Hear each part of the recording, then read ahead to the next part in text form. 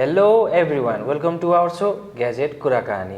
र आज हामीसँग छ OnePlus को Nord N20 Se जुन इन्टरनेशनल मार्केटमा अगस्त 8 2022 मा रिलिज भएको थियो भने यसको प्राइस तोकिएको थियो $128.99 जुन चाहिँ नेपाली मार्केटमा 23,479 रुपैयाँ छ। ल अब हेरौँ यसमा के प्रोवाइड गरिएको रहेछ। हामीसँग एउटा सानो बक्स दिएको छ जुनमा के छ भन्नुस्।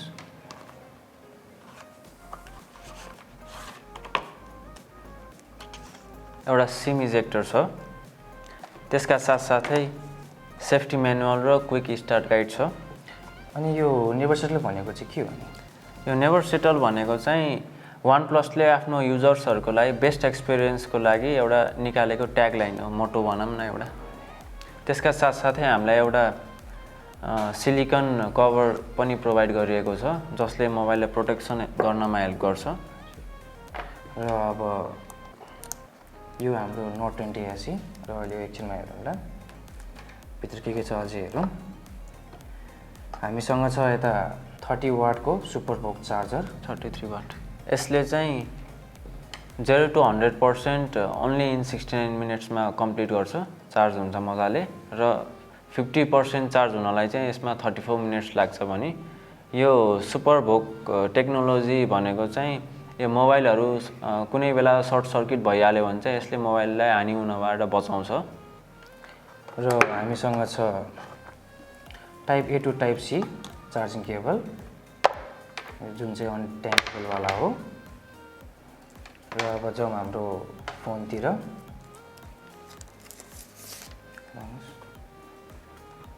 यहाँले देख्न सक्नुहुन्छ यो फोन फ्रेम र यसको ब्याक चाहिँ हार्ड प्लास्टिकबाट बनेको छ। हेर्दाखेरि मेटल जस्तो देखिन्छ, छाम्दाखेरि पनि स्मुथ छ, प्योर हार्ड प्लास्टिकबाट बनेको भने फ्रन्ट चाहिँ यसको ग्लास हो, प्रोटेक्टिभ ग्लास पनि प्रोवाइड गरिएको छ यसमा। यहाँले देख्न सक्नुहुन्छ यसको एलिगेन्ट छ यसको बडी डिजाइन र यो सेलेस्टियल ब्ल्याकमा आउँछ। यसको डिस्प्ले भन्न पर्दाखेरि चाहिँ यो 6.56 इन्चेसको छ भने डायगोनली चाहिँ यो इन्ट्रेस्टिङ छ, यो 16.66 सेन्टिमिटर्सको छ। र यसको स्क्रिन रिजोल्युसन चाहिँ 720 by 1612 पिक्सल्सको छ। र हाम्रो यसमा OxygenOS 12 छ भने यो हाम्रो सँगै एन्ड्रोइड 12 के हो। यो पनि यो OxygenOS भनेको चाहिँ क्लिन युजर इन्टरफेस हो यो OnePlusले प्रोवाइड गरेको। यसमा एडहरु तपाईहरुले अब कुनै एप्लिकेसन रन गर्दाखेरि झ्याप्पै एडहरु आउने त्यस्तो चाहिँ यसमा हुँदैन भने यसमा धेरै इनबिल्ट एप्लिकेसनहरु पनि प्रोवाइड गरेको हुन यो OnePlusको आफ्नै युजर इन्टरफेस अपरेटिङ सिस्टम हो। र यो हाम्रो चाहिँ 4GB र्याम र 64GB रोमको हो। यो यसमा 4GB र्याम भन्दाखेरि मान्छेलाई थोरै पनि लाग्न सक्छ, किनभने 23,500 मा 4GB र्याम मान्छेलाई धेरैलाई थोरै नै लाग्छ।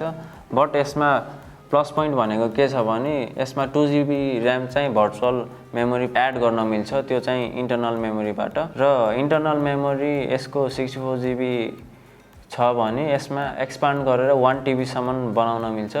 त्यो चाहिँ न्यानो डुअल सिम को ट्रे सँगसँगै स्लट पनि हुन्छ। र हामीसँग यहाँ 50 मेगापिक्सलको डुअल AI क्यामेरा छ भने अगाडिपट्टि हाम्रो 8 मेगापिक्सलको क्यामेरा छ।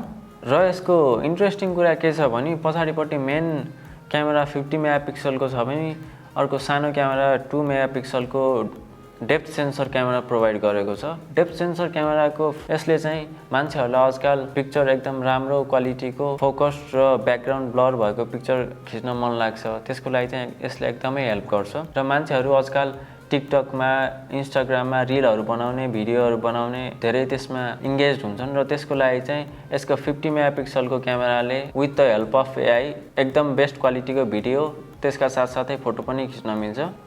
ल अब यसको चिपसेट तिर जाउँ। र हाम्रो यसको चिपसेटमा MediaTek को Helio G35 चिपसेट रहेको छ।